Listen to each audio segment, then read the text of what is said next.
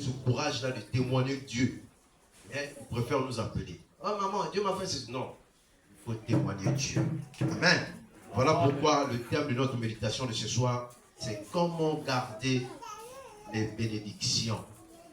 Bien-aimés, il y a ceux que Dieu a bénis à travers cette retraite. Maintenant, comment conserver cela? Amen. Il y a de ceux qui ne connaissent pas conserver la bénédiction. Il y a beaucoup de gens que Dieu a bénis qui ont témoigné, mais il faut savoir garder la bénédiction. Or, pour garder la bénédiction, bien aimé, il est essentiel de vivre selon les principes bibliques. Donc, pour garder ta bénédiction, pour garder ce que Dieu t'a donné, bien aimé, il faut vivre selon les principes bibliques. Amen. Hein? Il faut vivre selon la Bible. Il faut vivre selon les principes de Dieu.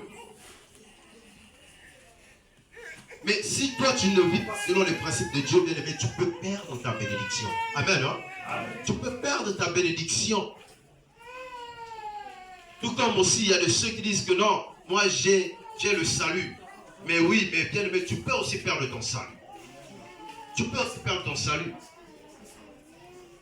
Donc, bien aimé, pour garder le principe, pour garder ta bénédiction, il faut vivre selon la parole de Dieu. Ne vis pas selon les gens. Amen. Hein? Amen. Ne vis pas selon les conseils des autres. Ne vis pas selon ton père. Ne vis pas selon ta mère. Ne vis pas selon ton frère. Ne vis pas selon ton enfant, mais vis selon la parole de Dieu. Vis selon la parole de Dieu. Parce qu'il y a de ceux, actuellement, lorsque le Seigneur te bénit, ou bien lorsque le Seigneur les bénisse, ils ne vivent plus selon la parole de Dieu. Ils ne vivent plus selon Dieu.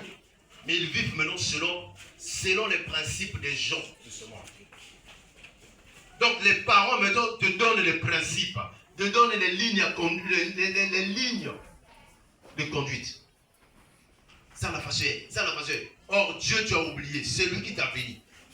C'est lui qui t'a donné l'enfant, c'est lui qui t'a donné la bénédiction, c'est lui qui t'a donné l'argent, c'est lui qui t'a donné le concours que tu as eu là. C'est lui. Mais ne vis pas selon les gens.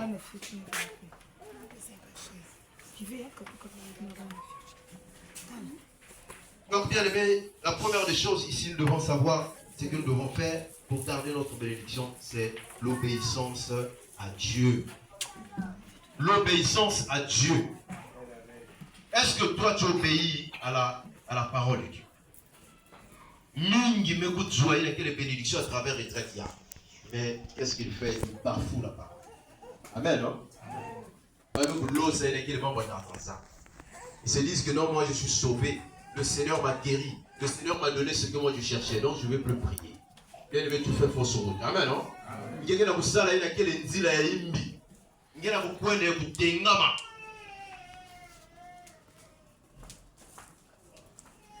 dois obéir à la parole de Dieu. L'obéissance au commandement de Dieu. Donc bien aimé, lorsque tu obéis à la parole de Dieu, ça t'évite de s'écarter ou de s'éloigner des principes de Dieu. Amen, non? Et que ça l'avait, il y a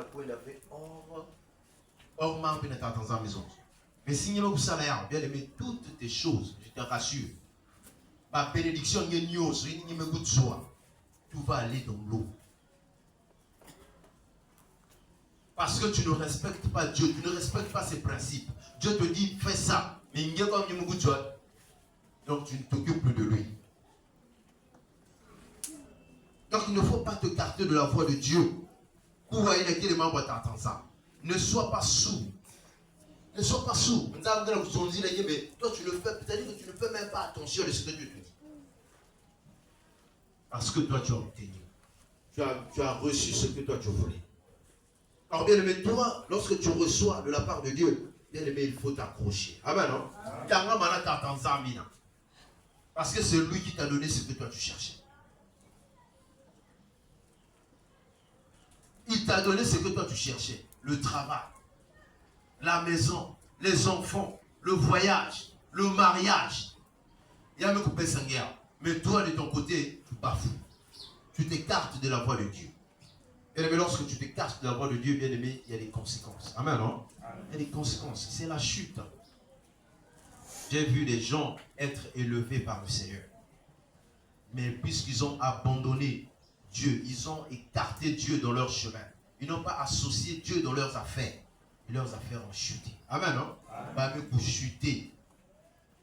Bah, mais vous chutez. Donc, ne t'écarte pas. Ne t'éloigne pas de Dieu, comme dit la parole de Dieu. Garde toujours la parole de Dieu dans ton cœur. Boum, maman, wa tartanza, natima yange. Confie-toi en l'Éternel de tout ton cœur. De tout ton cœur. Il dit de tout ton cœur. Natima yange nyos. Ne viens pas en Jésus comme un hypocrite. Ou bien dans l'hypocrisie. Non, vous pouvez la tête et mouta la nzambi na yengosa. Vous pouvez la tête et mouta la nzambi na yengosa samoun. Vous pouvez la tête et bouda moussa tête et nzambi usala. Non, bien-aimé, Dieu, on ne tente pas Dieu. On ne vient pas à Dieu dans l'hypocrisie. Amen, non? Oui, ça n'a pas ensemble, la team à un, moi aussi. Et tu verras le Seigneur Jésus-Christ va faire. Amen. Le Seigneur Jésus-Christ va faire. Confie-toi. Associe, il faut associer Dieu dans tes projets. Voilà pourquoi la parole de Dieu dit que si toi tu bâtis et que tu n'associes pas le Seigneur, tout ce que tu vas bâtir là, tu vas bâtir en vain. Donc maman bangenyo soni ni usa, ngenge no kusala eka ya pamba. Dans ton mariage, tu dois associer Dieu. Dans tes projets, tu dois l'associer. Dans tes études, dans ta maison, tu dois l'associer. Mais les chrétiens, prière, ils ne prient même pas. Même avant de dormir, un chrétien ne prie. Vous savez, dans l'église, lorsqu'on finit, même quand la Bible, et on se voit encore le jeudi. Et une maison d'une chrétienne, où elle est un chrétien, on doit remarquer, il doit avoir, c'est-à-dire qu'il y a un changement. Les gens doivent remarquer que non, ah ouais, et qu'il y a une zoé, moi, tu l'as eu là.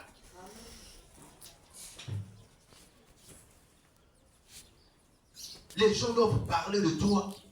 Les gens doivent parler de toi, dire que non, non, celui-là c'est un chrétien. Mais une zoé, il y a un sabi, il y a un celui. Non, on doit associer Dieu partout. Dans les maisons, il y a des colères, un combat, des querelles. Alors, dans une maison d'un chrétien, la querelle, il fallait vous voir. Amen, non? Amen. Lorsque vous vous querellez tous les jours, et que Satan avait le cause de la maison. Donc, le diable s'est installé. Le diable, l'esprit de querelle, mais installé dans le cadre de une zoyagée. Et tu vas voir les choses ne pas marcher. Oh non, ma Bible, comment ça s'arrête? Parce que quoi, regarde d'abord ta maison. Comment est ta maison? Voilà pourquoi David avait dit que moi et ma maison nous servirons l'Éternel.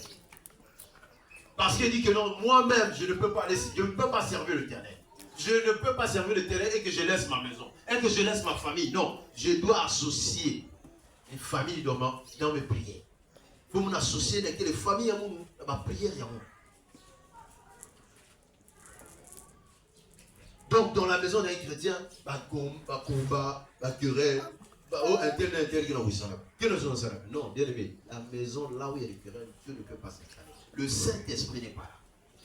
Amen, non? Le Saint-Esprit ne peut pas habiter dans une maison là où il y a toutefois les chamailleries, toutefois les querelles, toutefois les problèmes, toutefois les combats.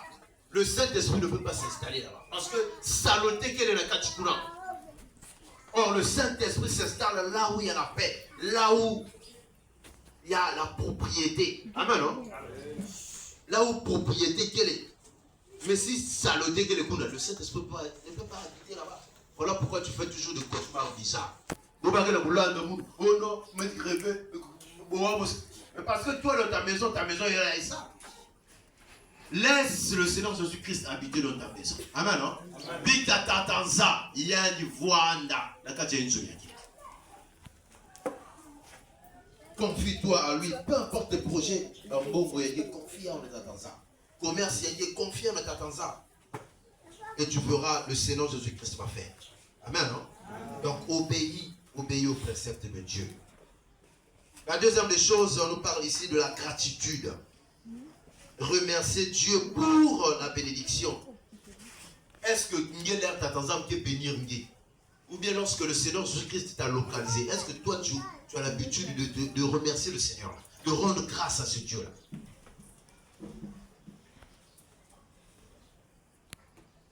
Ici, nous avons dit que la fin et la retraite, chacun de nous doit apporter les offrandes de sacrifice pour ce que Dieu a fait pour toi.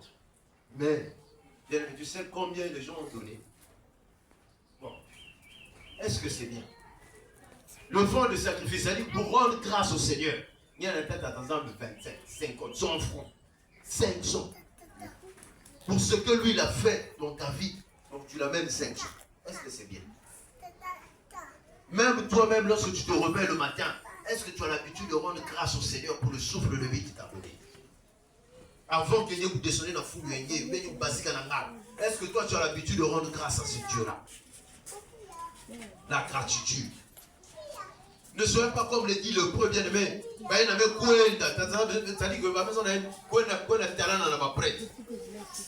Et parmi les 10, ce n'est qu'une personne qui est allée. Mais les autres ont fait quoi? Ce sont écartés.